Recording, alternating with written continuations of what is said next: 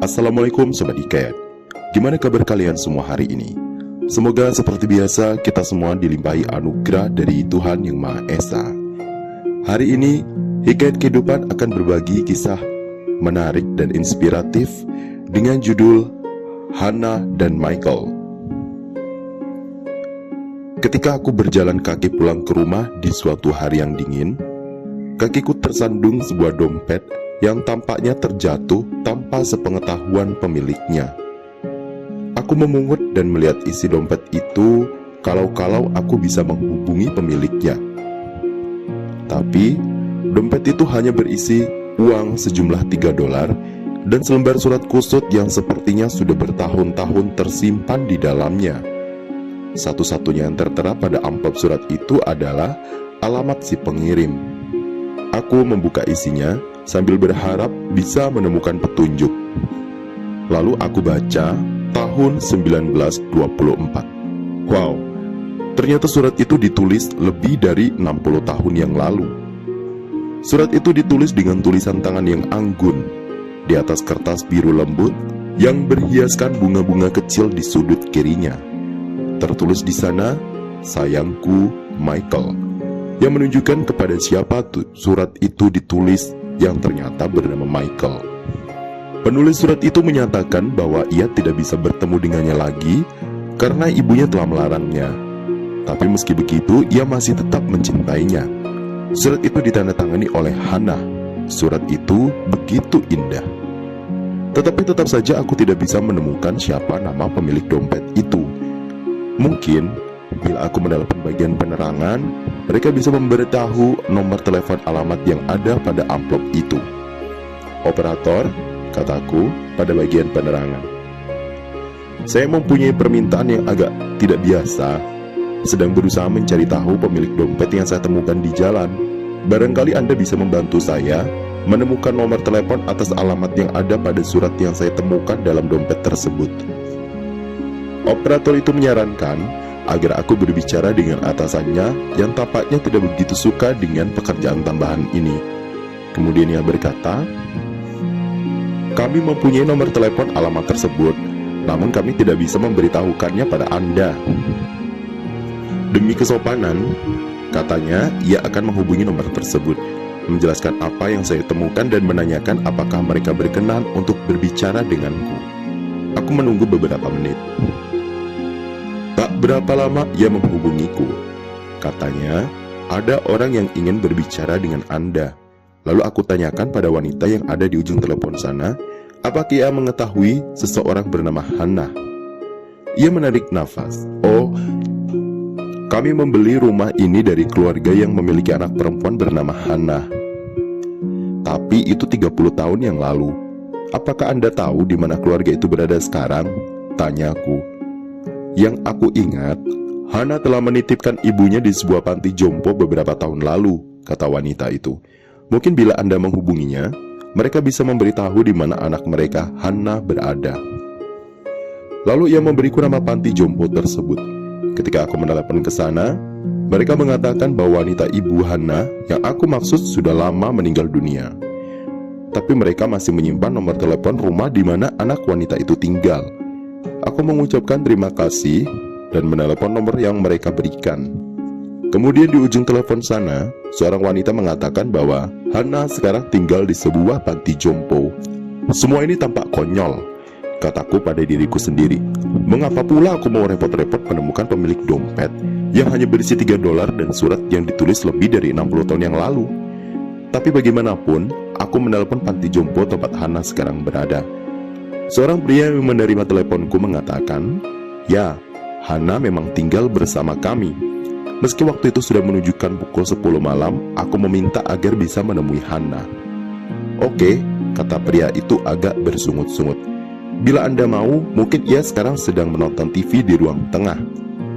Aku mengucapkan terima kasih dan segera berkendara ke panti jompo tersebut. Gedung panti jompo itu sangat besar.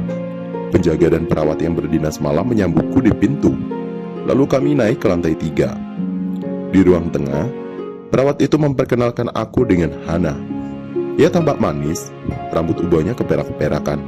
Senyumnya hangat dan matanya bersinar-sinar. Aku menceritakan padanya mengenai dompet yang aku temukan. Aku pun menunjukkan padanya surat yang ditulisnya. Ketika ia melihat amplop surat berwarna biru lembut dengan bunga-bunga kecil di sudut kiri, ia menarik nafas dalam-dalam dan berkata, "Anak muda, surat itu adalah hubunganku yang terakhir dengan Michael." Matanya memandang jauh, merenung dalam-dalam. Katanya dengan lembut, "Aku amat mencintainya."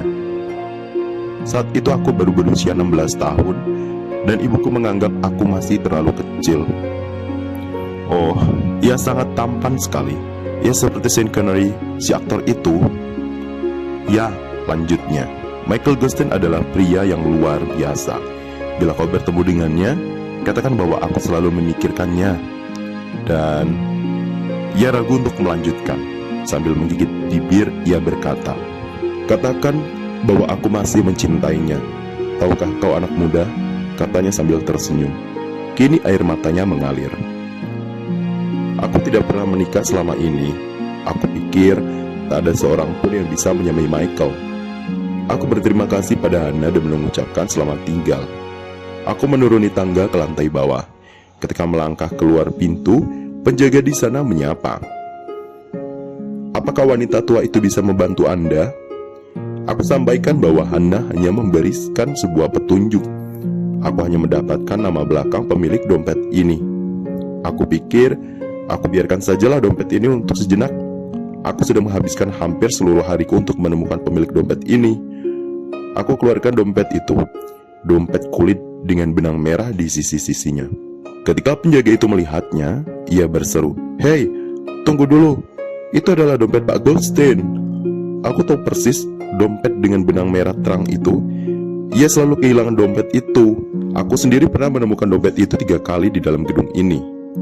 "Siapakah Pak Goldstein itu?" tanyaku. Tanganku mulai gemetar. Ia adalah penghuni lama gedung ini. Ia tinggal di lantai 8.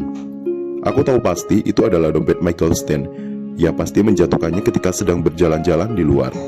Aku berterima kasih pada penjaga itu dan segera lari ke kantor perawat. Aku menceritakan pada perawat di sana apa yang telah dikatakan oleh si penjaga itu. Lalu kami kembali ke tangga dan bergegas ke lantai 8. Aku berharap Pak Goldstein masih belum tertidur. Ketika sampai di lantai 8, perawat itu berkata, "Aku pikir ia masih berada di ruang tengah. Ia suka membaca di malam hari. Ia adalah Pak Tua yang menyenangkan." Kami menuju ke satu-satunya ruangan yang lampunya masih menyala.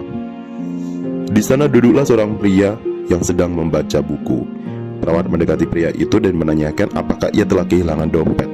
Pak Goldstein memandang dengan terkejut, lalu ia meraba saku belakangnya dan berkata, "Oh iya, dompetku hilang." Perawat itu berkata, "Tuan muda yang baik ini telah menemukan sebuah dompet. Mungkin dompet Anda?" Aku menyerahkan dompet itu pada Pak Goldstein. Ia tersenyum gembira. Katanya, "Ya, ini dompetku. Pasti terjatuh tadi sore. Aku akan memberimu hadiah." "Ah, tak usah," kataku. "Tapi aku harus menceritakan sesuatu pada Anda. Aku telah membaca surat yang ada di dalam dompet itu dengan harapan aku bisa mengetahui siapa pemilik dompet ini." Senyumnya langsung menghilang. "Kamu membaca surat ini?" "Bukan hanya membaca, aku kira aku tahu di mana Hana sekarang berada." Wajahnya tiba-tiba pucat. "Hana? Kau tahu di mana dia sekarang? Bagaimana kabarnya? Apakah ia masih cantik dulu? Katakan padaku." Ia memohon. "Ia baik-baik saja dan masih tetap cantik seperti yang Anda mengenalnya," kataku lembut. Lelaki tua itu tersenyum dan meminta, "Maukah Anda mengatakan padaku di mana ia sekarang? Aku akan menelponnya esok." Ia menggenggam tanganku. "Tahukah kau anak muda, aku masih mencintainya. Dan saat surat itu datang, hidupku terasa berhenti. Aku belum pernah menikah, aku selalu mencintainya." "Michael," kataku, "ayo ikuti aku." Lalu kami menuruni tangga ke lantai 3. Lorong-lorong gedung itu sudah gelap. Hanya 1 atau 2 lampu kecil menyala menerangi jalan kami menuju ruang tengah, di mana Hana masih duduk sendiri menonton TV. Perawat mendekatinya perlahan. "Hana," kata perawat itu lembut. Ia menuju ke arah Michael yang sedang berdiri di sampingku di pintu masuk. "Apakah Anda tahu pria ini?" Hana membetulkan kacamatanya, melihat sejenak, dan terdiam tidak mengucapkan sepatah kata pun. Michael berkata pelan, hampir berbisik. "Hana, ini aku, Michael. Apakah kau masih ingat padaku?" Hana gemetar. "Michael, aku tidak percaya. Michael, kau Michaelku." Michael berjalan perlahan ke arah Hana. Mereka lalu berpelukan. Perawat dan aku meninggalkan mereka dengan air mata menitik di wajah kami. "Lihatlah," kataku. "Lihatlah bagaimana Tuhan berkehendak. Bila Ia berkehendak, maka terjadilah." Sekitar 3 minggu kemudian, di kantor aku mendapat telepon dari rumah panti jompo tersebut. "Apakah Anda berkenan hadir untuk menghadiri sebuah pesta pernikahan di hari Minggu mendatang? Michael dan Hana akan menikah. Dan pernikahan itu pernikahan yang paling indah." Semua orang di panti jompo itu mengenakan pakaian terbaik mereka untuk ikut merayakan pesta. Hana mengenakan pakaian abu-abu terang dan tampak begitu cantik. Sedangkan Michael mengenakan jas hitam dan berdiri tegak. Mereka menjadikan aku sebagai wali mereka. Rumah panti jompo memberi hadiah kamar bagi mereka. Dan bila Anda ingin melihat bagaimana sepasang pengantin berusia 76 dan 79 tahun bertingkah seperti anak remaja, Anda harus melihat pernikahan pasangan ini. Akhir yang sempurna dari sebuah hubungan cinta yang tak pernah padam selama 60 tahun.